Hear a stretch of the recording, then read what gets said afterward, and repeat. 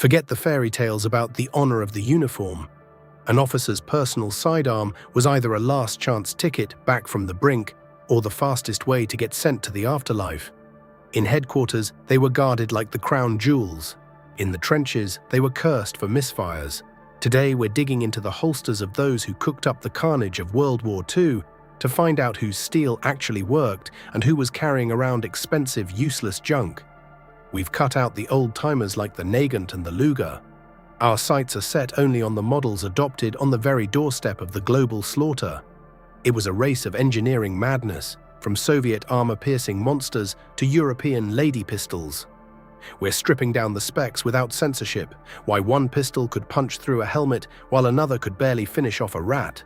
Weight, caliber, muzzle velocity, and the real chance of survival when your submachine gun runs dry and the enemy is already jumping into your trench. We start with the Third Reich. You thought the Walther was the gold standard?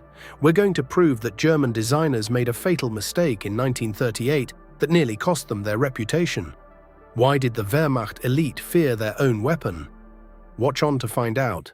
Hitler's elite demanded the perfect tool for the Blitzkrieg, but what they got was a temperamental mechanism prone to failing in the heat of battle.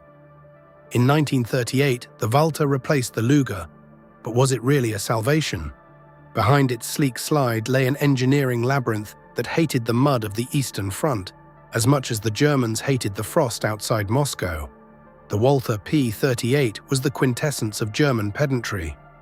Twin recoil springs and a complex locking system overloaded the design with parts. Sure, the double-action trigger allowed for instant firing, and the 9mm bullet zipped along at 355 meters per second. But there was a catch. The intricate mechanics required the skills of a watchmaker. The moment sand got inside, this vaunted German turned into a useless 880-gram knuckle duster. In a sterile shooting range, it was a masterpiece. In the trench slime, it was a death lottery where an officer's life was the stake. But while the Germans were at least trying to build a powerful machine, the French in 1935 committed true firearm suicide. You won't believe what they were counting on in a showdown with the Wehrmacht. The fruit of their engineering madness is in the next block. While the Germans were building killing machines, the French were preparing for a fashion show. In 1935, they adopted a pistol that looked elegant, but was about as useful in combat as a corkscrew. This weapon became a symbol of the fall of Paris. You can't go up against tanks with a lady's accessory in your holster. The Model 1935 was a triumph of design over common sense. Technically, everything seemed fine, a modular fire control group and a Browning-style tilting barrel. But it was all rendered moot by the 7.65 by 20mm long cartridge. The result? A muzzle energy of a pitiful 300 joules. For comparison, the Soviet TT pumped out 500, and the American Colt reached 503. The French bullet had the stopping power of a pea shooter. An officer could empty an entire 8-round magazine into an opponent and only succeed in making them angry. It was the perfect tool for a self-inflicted wound or a surrender, but certainly not for a trench slaughter. But if the French missed the mark on caliber, the British in 1932 decided that time had simply stopped. They issued their officers something so ancient it seemed like a joke even to their enemies. Ready to see the revolver that arrived 50 years late to the war. Details ahead. Lords, are you serious?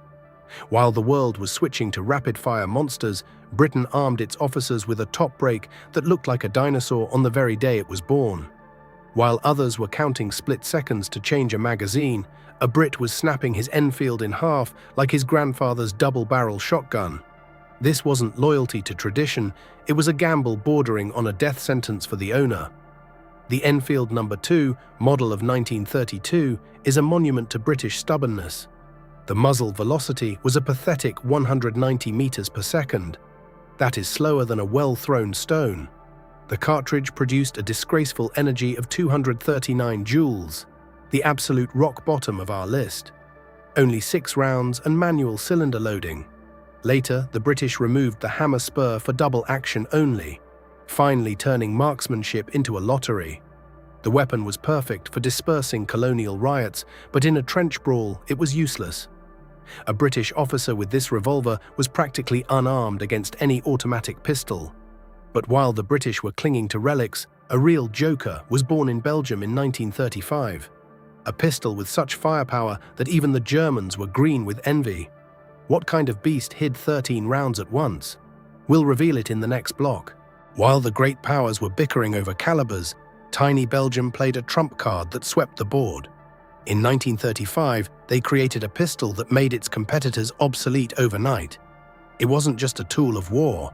It was a genuine technological cheat code. If you had this Browning in your hands, you automatically became the most dangerous opponent in close quarters. The high power was the absolute dominant force on this list. The biggest shock? A 13-round magazine. While the Germans and Soviets were frantically counting their 8 slugs, someone with the Belgian masterpiece could keep firing for nearly twice as long.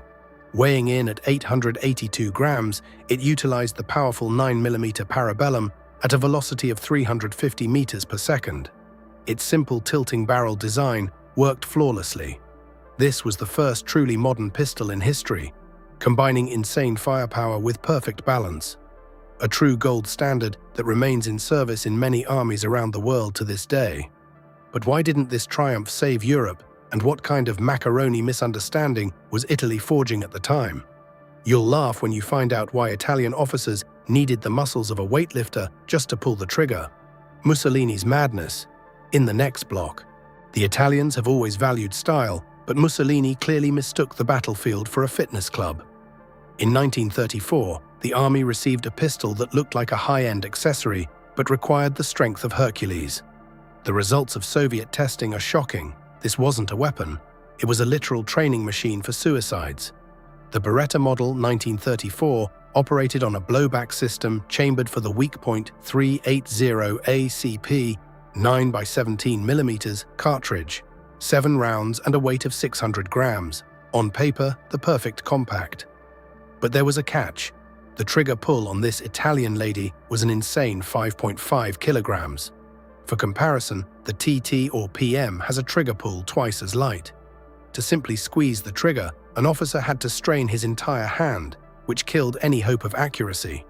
The short barrel and low muzzle energy turned the Beretta into a beautiful but useless trinket. In a real fight, this lady's pistol was more of a burden than a defense. But while the Italians merely missed the mark on ergonomics, the Japanese created something truly terrifying. Ready to see the most dangerous pistol of the war. Dangerous for the owner, that is. Why did the samurai fear their own Nambu Type 14 more than an American landing party? The exposure is in the next block. Forget the Bushido Code. In 1925, Japanese officers were handed a mechanism that looked like a greeting from outer space, but functioned like a time bomb. The Nambu Type 14 was a weapon capable of firing on its own, or falling apart in your hands, at the worst possible moment. It was a technical nightmare that made the samurai trust their swords more than their firearms. The Nambu Type 14 was a triumph of bizarre decisions.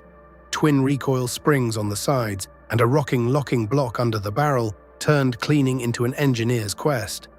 This beauty was fed by an 8x22mm cartridge with an energy of only 328 joules, barely enough to punch through a thick greatcoat. But the most terrifying part was the exposed firing pin mechanism, which was deathly afraid of dirt and prone to misfires. In jungle conditions, this pistol turned into a temperamental antique, failing its owner just as the enemy was leveling a bayonet.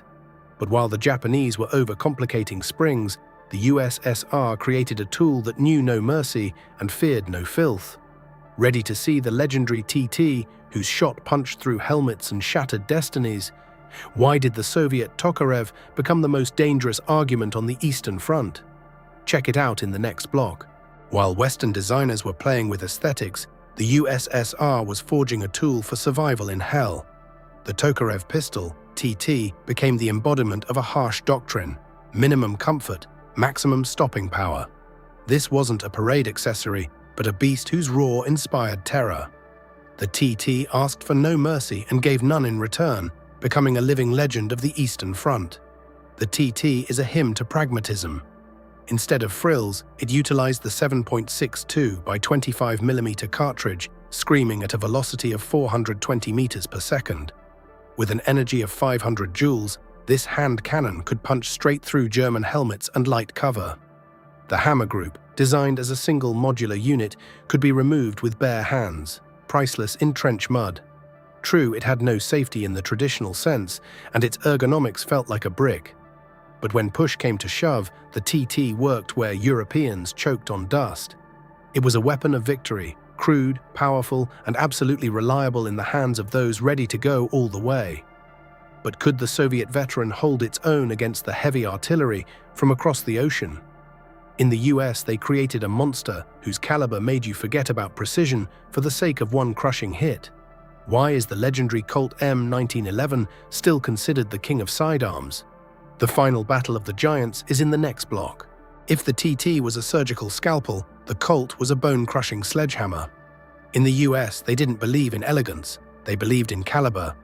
The legendary M1911 fought through both world wars, becoming an icon of power for American soldiers. This weapon didn't just punch holes, it knocked the fight out of the enemy with a single hit. The Colt M1911 is the pure power of the .45 ACP cartridge. A 15-gram bullet exited the barrel at 250 meters per second, delivering 503 joules of energy. Its main trump card, stopping power. In the jungles or the cramped houses of Europe, one shot from a Colt was guaranteed to knock an opponent off their feet, even if it didn't hit a vital organ. A weight of 1.1 kilograms and a 7-round magazine made it heavy and not particularly high capacity, but the reliable short recoil action and comfortable grip made up for everything. This was a pistol for those who wanted to be certain. If you pulled the trigger, the target wasn't getting back up. We've trekked through trench mud, engineering madness, and the raw power of calibers. But who ultimately takes the gold in our bloody ranking? Soviet penetration, Belgian high capacity, or American stopping power? The final verdict and the name of the winner in the closing block. War is not only a matter of tactics, but also a competition of metals. We have seen it all, from French elegance to Japanese madness. But when the dust of battle settled, only those who could combine reliability, stopping power, and technological prowess remained on the pedestal. It is time to name the absolute winner that changed the face of modern weaponry forever. Judging by the sum of its characteristics, our ranking looks like this. Gold, Browning high power. The Belgian was ahead of its time. With a 13-round magazine and excellent ergonomics, it became the gold standard for decades to come. It was the pistol of the future in the present. Silver, Colt M, 1911. The American legend earned its honor through incredible stopping power. In close-quarters combat, it had no equal. It was an argument against which there was no rebuttal. Bronze, TT, Tula Tokarev. The Soviet armor-piercer takes its place due to its incredible penetration and simplicity. In the conditions of total war, it became the ideal tool for millions.